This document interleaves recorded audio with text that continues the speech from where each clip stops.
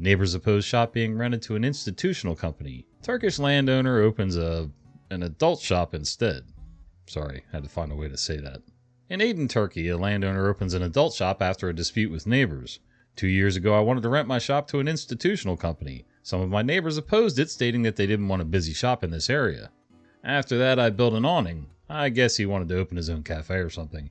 But I was sued and had to demolish it with my own hands. I lost 150k Turkish lira, 4,500 USD, in that ordeal. So I decided how to profit from my shop and opened my adult shop named 69SEX Shop. People are saying they'll buy products from us and that they're already coming. Many people also want to work at our shop. I see this as a service to society, providing proper hygiene and safety. We will have only one customer at our shop.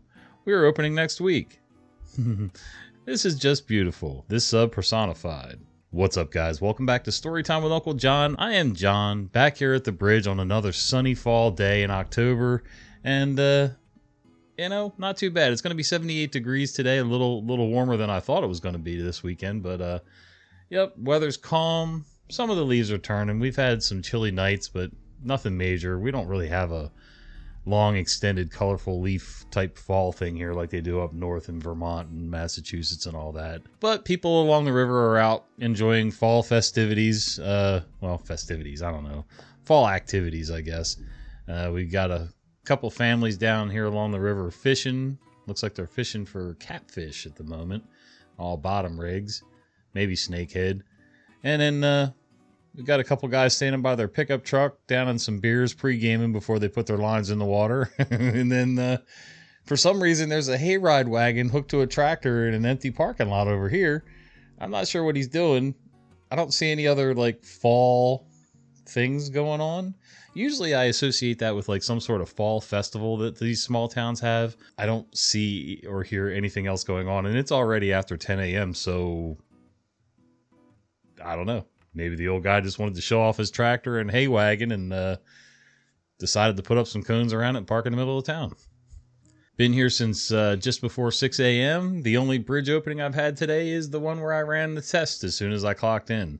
No boats to be seen anywhere north or south. And it's just weird to me. When I grew up, if the ice wasn't building up on the bow of your boat, or if the spray wasn't clogging up the water outlet on your outboard motor, you were out fishing. You were out enjoying your boat. You bundled up, you put your life preserver on, and you went. If the water's not frozen, you can fish. Actually, if the water is frozen, you can fish. But we haven't had frozen water around here for decades. I tried ice fishing once. It's weird. Anyway, enough rambling about me. Ha ha ha. Some of you guys are going to hate it, so that's all right. The ones that do, you already know. All right, next story. Neighbors oppose a home car shop. Owner sells to the Hells Angels. The Turkish landowner story reminded me of this story from my hometown. In a report from the CBC, the building that is now the clubhouse was once a machine shop until it was purchased by Ward, his brother Richard, Tim Panetta, and Randy Barris in 2001. There's a terrible MC story behind this sale. The original owner had a garage with a machine shop tucked away, surrounded by trees. He was a car enthusiast, and he would frequently work in his shop and invite his friends with their cars to work on them as well. The neighbors weren't happy with the occasional noise and complained to the city he was running an unlicensed business in a residential area. By the most strict interpretation of the law, he may have been, so he endured a lot of harassment from his neighbors and the city until he got fed up and sold his property, which, if I recall correctly, was one of the remedies suggested by the court. He sold to the Hells Angels, who shortly thereafter tore down his house, trees, and paved a huge concrete pad. A good aerial picture is in this article. We don't have the article, but anyway. The clubhouse became a massive center of drug manufacturing and distribution in the area. The neighbors, as far as I know, didn't complain to the new owners. Go figure. I'm not sure if this is real or not. I'm assuming it is because there's reference to an article in this, but I never clicked on the link to see the actual article. But it's another instance of be careful what you wish for. Neighbors are going to complain about things, and we've all got our gripes. It is what it is. Doesn't make them right or wrong. Sometimes they are right or wrong, but for the most part, everybody's got their preferences. And also, for the most part, nobody gives a rat's ass what your preferences are. In my mind, in my little tiny pea brain world, if I own my property and I'm not hurting you, I should be allowed to do what I want. Simple, right? If you own your property or rent it, you pay for a lease, to your landlord, whatever, you should still be able to do what you want within reason. Now, noise ordinances are there for a reason.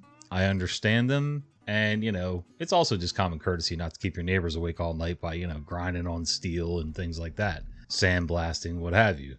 But at the same time, running an unlicensed business, okay, maybe he was, but who cares? If he's truly running an unlicensed business and it's truly, some great offense to the state, city, county, governments, whatever, then he will be found out and they'll deal with him. If there's noise coming out of there one day a week and it's not all damn night, then leave the guy alone. Let him have his hobbies, and his friends and things like that. I don't know. I think people are too much into other people's business. But neighbors want to complain to the point where now your neighbors, the new neighbors, are, let's just say, less than optimal. Probably make a hell of a lot more noise. Definitely are doing an illegal business out of their home. I can just imagine what this property became after a motorcycle club took over. I've seen some properties where motorcycle clubs have taken over and put their clubhouse / whatever they do there. And property values tend to take a pretty steep nosedive once that happens. So, yeah. Be careful what you wish for. We've got a couple particular neighbors on our street that complain about everything. One of their biggest gripes is that the street looks like a used car lot. Here's their reasoning. A bunch of us have campers. Every once in a while, somebody's camper will end up not parked alongside their house. It will end up in the street, whether they're doing yard work for a couple of days, cleaning things up, working on the camper itself, trying to get it ready to go camping, trying to get ready, unpack it from a previous trip. And they want to call the police every 5 minutes because of campers, trailers, boats. Boats was a big contention this year. One boat in particular. And the neighbor that has the boat, his logic is it's summertime. It's allowed to be on the street during the season. Well, there really is no boating season here. It is what it is. Like I said, if the water's not frozen, it's boating season. But technically, in city limits, any trailer, camper, dump trailer, landscape trailer, campers, I think I said that already. But anyway, trailers, if they're going to be on the street more than 24 or 48 hours, I can't remember which, they have to be hooked to your vehicle. As long as they're hooked to your vehicle, you can't do anything about it. Now, the particular cranky neighbor in question doesn't actually stay at his house more than maybe one night every couple weeks at most. He's at his boyfriend's house, like several blocks over, almost all the time. So I'm not sure, and he has no intentions of selling his house. So I'm not sure what he's complaining about. Nobody's eating up parking. He always has parking in front of his house available, even though anybody can park there legally as long as they're not just dumping a trailer there. I'm just not sure why this guy's got it so bad for other people on the street. There's just always got to be that one Karen-like person who complains about everything. I don't personally give a rat's behind if people's trailers are in the street. I've had a 5x8 landscape trailer parked in front of my house, sometimes hooked to a vehicle, sometimes not, but it's always against the curb, lined up nice and neat. It's, it's just there. It's legally tagged, it's parked there. I don't understand what the issue is, but anyway, the point to what I'm trying to say is this guy needs to be careful what he wishes for, because what he's going to end up doing, now he's going to win on the front end of this. He's going to end up chasing people out of that neighborhood. So in that aspect, he will win. He's going to chase off all the riffraff. Fine. You know what's going to come in and take over? And it may not happen this year, next year. Might take a couple years to take over. What happens in our neighborhood, because we're right near a university, and when I say right near, we're like 2 blocks from a university. What's going to happen is investment companies will come in and start buying up houses that are for sale, modify them to take on multiple students, and make it student housing. So basically, there will end up being, like in our house, for example, they could probably cram 6 or 7 students in this house easily and get like some crazy amount of rent. I'm talking like probably $1,000 per head for rent in this house. And Talk about extra cars, extra crap, trash in the driveway and all over the yard. I'm not sure it's going to be a better situation, but by then, I won't care. So, anyway. Boss was reluctant to do anything about deadweight coworker because he wasn't making obvious mistakes. We decided to make it obvious. We had this coworker on our team. Best way to describe him is to use a Homer Simpson line. Everyone says they have to work a lot harder when I'm around. Projects given to him usually were not completed correctly, not entirely completed, or not even worked on at all. He violated security protocols, gave out equipment to other departments, and would occasionally disappear for hours. He would always have someone else to blame for his problems. Contractors, staff in other departments, but the last straw for the rest of us was when he tried to throw his own team under the bus. We all knew he was skating by because we'd fix his mistakes to keep everything else running. And admittedly, it's hard to get fired from a state job. But after blaming us and having to hear about it, that was the last straw. So the rest of us on the team stopped helping him, and we stopped fixing his mistakes. He wasn't making obvious mistakes before. Now they were obvious. The mistakes were piling up, and fast. We would collaborate with him only down to the bare minimum. He had no reason to blame us if our contributions to a project were completed and his weren't. And then came the kiss of death. He took a week off. With him not around, everything that piled up started getting completed by the rest of us. New tasks were completed on top of that, and on time. Even my boss couldn't ignore the simple fact that the place ran smoother without him around. After he returned, everything started piling back up again. So he came into work a couple weeks ago, and it was announced that he had left the organization. Not one person was surprised. The thing that amazes me about this whole thing is that nobody coordinated it. None of us hatched a plan. We all just individually decided that enough was enough. You want it obvious? You got it. It's impressive how much it takes to get fired for some people. My last two jobs both featured a teammate who essentially collected a paycheck and did nothing in return. At least my manager here had the balls to do what was needed. It's also amazing that in the end, there's less work to do with him gone because tasks don't need to be done twice anymore. And on top of that, it's costing the company less money. They're not paying his wages. They're not paying his insurance, his taxes, whatever. So, you're getting more efficiency at a better cost and a happier team overall. It's a win-win-win-win. I've dealt with a lot of Slack employees and coworkers before, and I just don't understand the mentality that, people want to ride out the clock. One of my jobs that I had was a part-time night gig. I did it on the side to make some extra cash for, Christmas and, the winter heating oil bill, things like that. I was a bike assembler for the Big Wally World. And I've told you guys about this before where, I did pretty much everything under the sun around that store. I helped fill in gaps for people on registers, helped push carts, helped, do some maintenance, mix paint, make keys, things like that. And while some people would say, okay, you're letting them take advantage of you. Not really, because here's the deal. One, I get bored really easily. Two, building bikes, it was all right. But I like the variety. I like mixing things up and being able to move around. I didn't make the decisions to move around on my own. Somebody else kept telling me to do things, and those were people above my pay grade. So, you want me to go do this? When the other manager told me that, I said, well, that other person told me to do this. Well, I'm telling you to go do that. All right, I let them fight it out amongst themselves. It breaks up the day. It makes the shift go faster for me, and I enjoy the variety. It's that simple. It was good for both of us. But there was so many other employees who would just say, yeah, I ain't going to let them take advantage of me. Well, nobody's trying to tell you to let them take advantage of you. If you got one job and that's your job, fine. But do your job and do it to the best of your ability for the pay that you negotiated when you got hired. Everybody talks about, well, their pay is so horrible. They take advantage of people. It's exploitation. It's not exploitation. You agreed to take the job. And when I got to the point where I didn't feel I was valued enough and wasn't getting the raise that I should have gotten after, 2 years or whatever, guess what I did? I left and I did something else.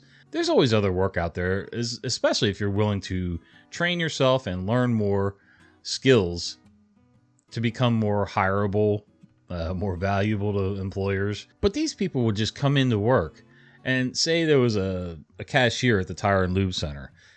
Their job was to answer phones, check people in, get them signed up for whatever service, was it oil change, tires, whatever, new battery.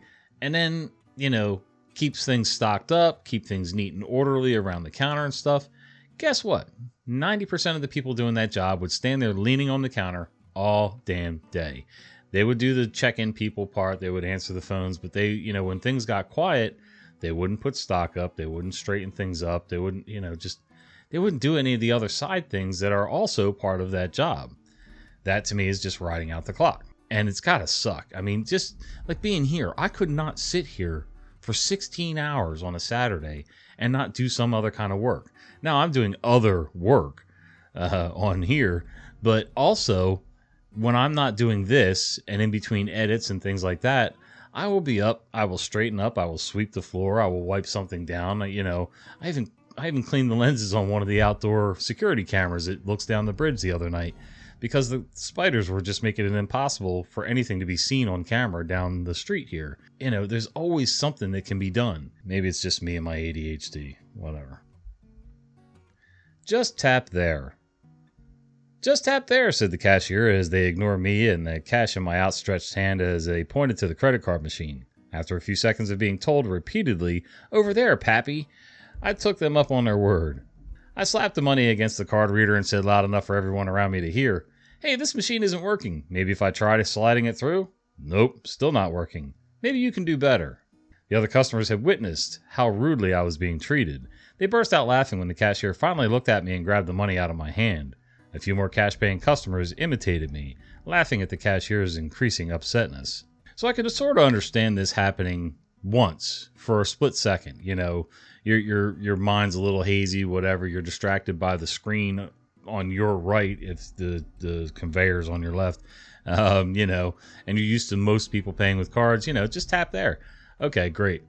But then, after a couple seconds of silence or nothing happening on your screen, then, you would think, okay, what's going on here? Let's find out. Let's evaluate and turn around and say, oh, you've got cash. Sorry about that. You should have noticed within a few seconds that this was not a card sale. This was going to be a cash sale. This tells me a couple things. One, that this person is just standing there either staring at their computer screen waiting for something to happen instead of actually being aware of their surroundings. You've got to... Oh, that guy got a big bite. Sorry. I want to fish so bad, but I'm not allowed to off of here, evidently.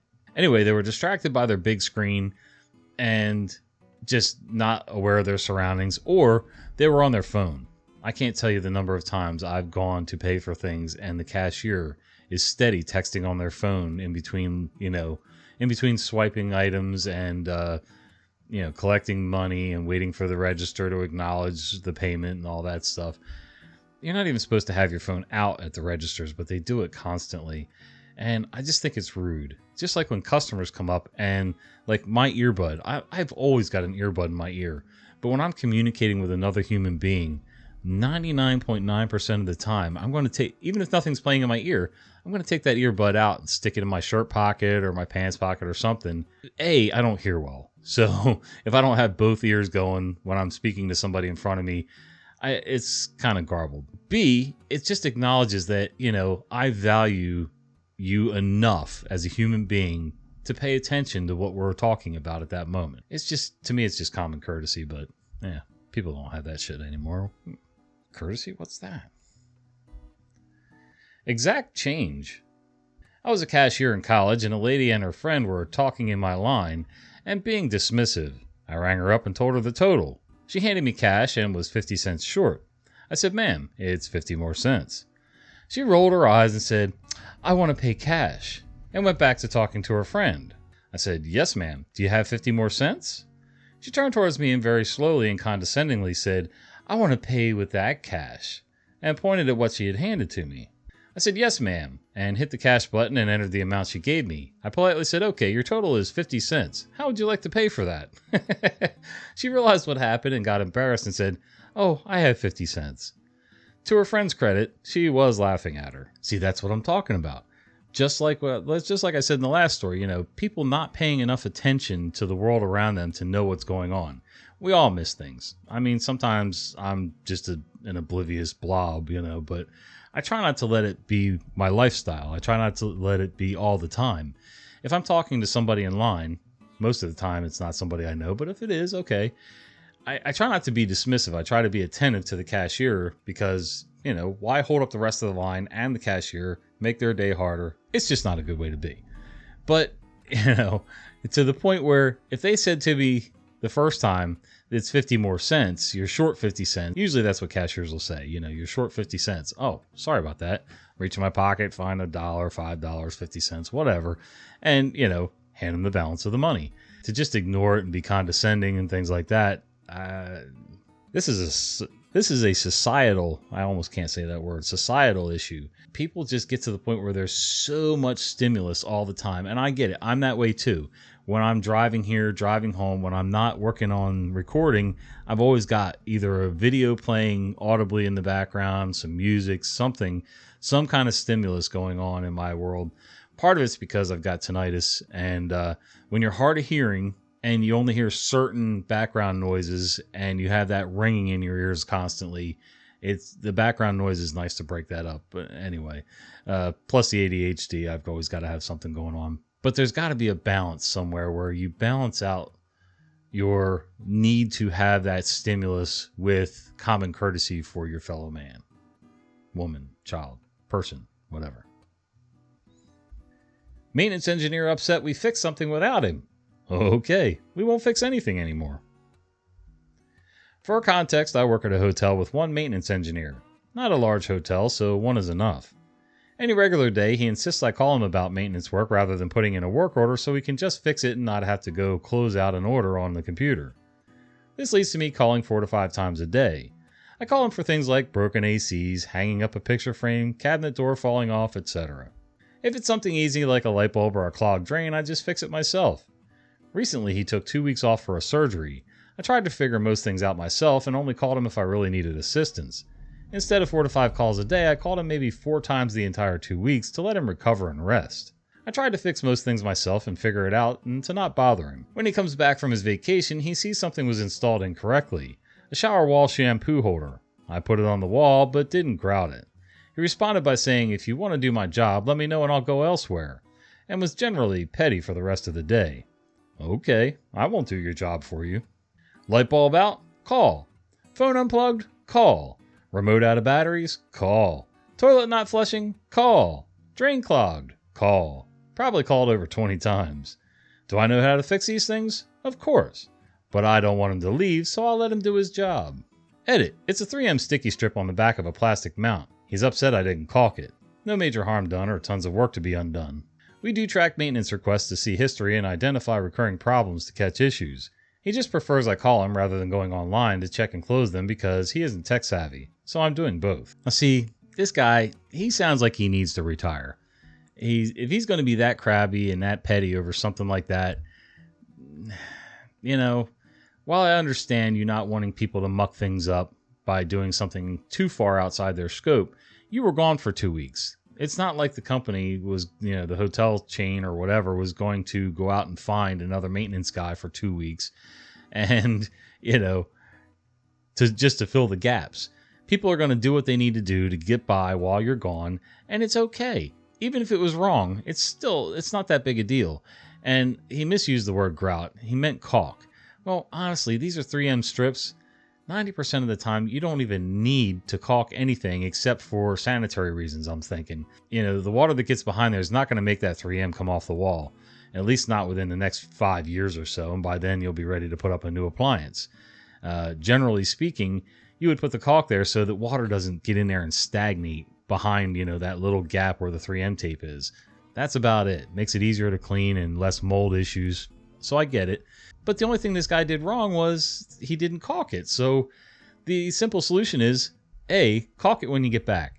B, have a conversation with guys. Say, hey, listen, I really appreciate you putting that up while I was gone and things like that. I know it was kind of a pain in the ass because I was gone. Just do me a favor. Next time, let me know that you put it up so that I can check on it, because there is a couple extra steps that need to be taken just to make sure that it's done right. That's it. It doesn't have to be a us against them battle all the time. We can work together on stuff. And here's the other thing. If policy states that I'm supposed to put in work orders so that they can help, keep track of everything, I know the guy's not tech savvy, but I'm going to go ahead and do what policy states, and I'm going to put in the work order. I may still call you, but I'm going to let you know that I put the work order in. If you would like some assistance, I'm more than happy to help you close things out when the jobs are done. Just let me know. We'll jump on the computer together, or you can let me know what's done. I'll just jump on and go tick, tick, tick, tick, done. If they need descriptions, you can tell me the descriptions, whatever. People need to find a way to work together. Stop working against each other. It doesn't make any sense to do that. People's lives would be so much better if they could just learn how to get along and stop being in their feelings all the time and having an attitude. That's society's biggest issue. Everybody's got an attitude about something. It's just stupid. See, I had an attitude. HR doesn't like me. Way back in the winter of 2006-2007, a classmate got a promotion at work. So a dozen or so of us night shift production folks went out to celebrate that Thursday, payday. This included 2 of his supervisors that we got along with. That's important for later. Of course, with most of us being in our early 20s, we drank until the bar closed, then split off to keep drinking. 5 of us went to his place, 3 of us being classmates. Number 4 was a fellow tech from my line. Number 5 was a production tester from his line. My classmates were getting a hands-on with number 5, so I drove number 4 home somewhere around 5 a.m. That Sunday, I made a comment to classmate number 2 that usually you take them for supper first, while I was on that line. It was overheard by a couple of the people that had joined us. That comment was the only one I made, also important for later. A couple weeks go by and I get sent by my line manager to go see HR in the middle of my shift. It was a semi-expected meeting, based on what I had heard around there. I spent close to an hour getting grilled and told HR exactly what I saw, and said, as well as mentioned his supervisors that were there. See note. Found out 2 things. Folks had been spreading rumors for 2 weeks, and she was underage for the bar. Essentially, folks were calling her a very active, W-H-O-R-E. We use the northern term, whoa. Anyway, HR required me to send an apology email out because they figured out I was the source. See note. Oh boy, did I send an email out. CC'd the entire effing company stating what I saw, and that I was only apologizing for my original comment that usually buy them supper first, but not for what it had snowballed into, as I hadn't even said it more than once. Also stated that her own supervisor should have known she was underage. Funny enough, HR sent an email out the next day telling people to not spread rumors. She left a week or so later. I was promoted in July 2007, and there was still no mention of that email or event when I was promoted again in 2009, and again in 2010. My exit interview also made no mention of it in 2010. HR never did have another meeting with me, even though I knew there were other complaints about me. Almost like they didn't want another company-wide email going out. Edit number 1. I insinuated that a coworker had drunk fun times with an underage, female 18 coworker after a party.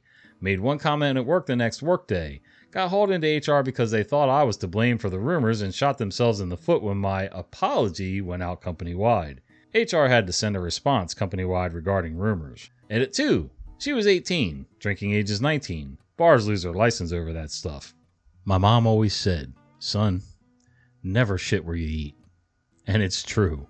I'm not saying I've never gone out for drinks with coworkers and stuff, but there is a line, and you gotta watch that line real closely, because once that line is crossed, it can start a whole chain of events that will just ruin people's lives. This girl was an adult, 18 plus. She's old enough to make her own decisions. She went to that bar underage. That's her thing. Did they contribute to things? Maybe. Did the supervisors contribute to it?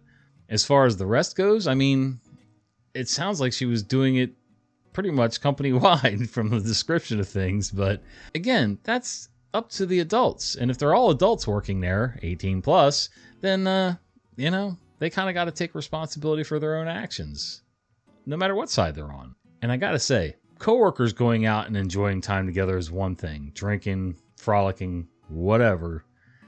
But when supervisors and managers start getting involved, now you've got a reason for HR to really get involved with this, because supervisors and managers, when you start fraternizing with, employees and underlings, that turns into a whole other mess that you just don't want to have to deal with. Plus, people make a lot of dumb decisions when they've been drinking. Been there. Her patients were not shy. Years ago, a friend of mine was working as a research assistant in Germany. German is not her first language, but she was trying her best to learn it. For one study, she meant to ask the patients to come to their weigh-ins and blood tests without having eaten anything. The German word for shy is, oh dear God, I'm going to butcher this, I'm going to say schüchtern. The German word for unfed, literally empty, is nüchtern. Of course, it wasn't detected by the spelling checker, and guess who made the small error in her emails to the patients? You can imagine how shocked my friend was when her patients showed up and began joking with her, oversharing tiny details from their day, telling her about their bowel movements, post-operation, and so on. Fortunately, it was only a handful of the hundreds of patients that she emailed who teased her about not being shy, and everyone who else commented on it was kind. Definitely a lesson well learned. Alright, German listeners, let me have it. How bad was it? Was I even close? I always forget what the 2 dots above the letter do. I want to say, I don't know. I'm not even going to say anything. Just let me know how bad it was, and yeah, I'll try to do better next time.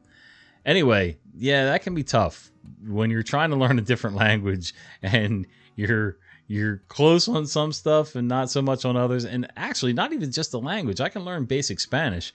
The problem is there are dialects that change all over the world. So Spanish from one place, may not be the same as Spanish from another place. When you go to Guatemala, you're not speaking the same language technically as you are when you're in Mexico. So, there's a lot of nuances there, and, especially if you start getting into slang and everything else. But even just the straight up, sentence structure and everything like that. And actually, I've had that here in the U.S. with plain old English. Different areas. You go way up north, there's phrases for things, and you go way down south and there's phrases for things. Usually we can muddle through it and get our point across. But sometimes people can get a little weird and, there's a little miscommunication there somewhere. At least the patients she had were pretty forgiving about it and having fun. So, get a better job offer? Fine. Worked at Company A for over 8 years, to the point I had no intentions of going anywhere else and planned to retire with them in 30 plus years, as long as they kept treating me fair. Reviews came up and everyone on my team was giving a lackluster raise, even though we had improved the program from years behind on contracts to delivering 2 months ahead. I had taken on tasks that should have been distributed across multiple engineers, but they didn't want to pay extra engineers, so they became my tasks instead. After the raises were dished out, my team confronted our manager and told him how disappointed we were. His response was, "Get a better job offer and we'll discuss things." So I did just that. I found a better job at a smaller company where I would get a 20% raise and less responsibility. Once I had my offer letter, I turned it in, along with a month notice of my resignation. Manager wanted to discuss what it would take to keep me. I met with him with a list of all my accomplishments, which he already had from review time, and told him I believe a better raise was justified. I told him 2 months ago that's what it would have taken to keep me. Today, you have to beat this offer of a 20% raise and less responsibilities. He responded with, he can't get anywhere close to that. I should have told him I wasn't satisfied, etc. He then went through the list of my accomplishments and stated how half of them weren't required for my position.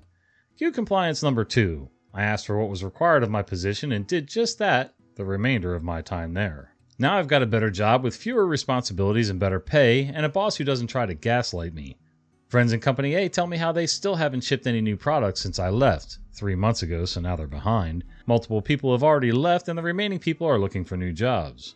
I flubbed up a little bit on that last part, partly because I don't speak so well, and also partly because I was looking out the window as I was going off that last sentence, and there's a guy over here, he's acting like he's catching something. I don't know. He's got his fishing pole on the other side of the dock. There's only a little bit of shallow water on the inside, near the grassy shore there. And he's like flopping that pole around like he's got a fish on, but then he stops, and then he starts again, and then he stops. I don't know. I don't know if he's just trying to...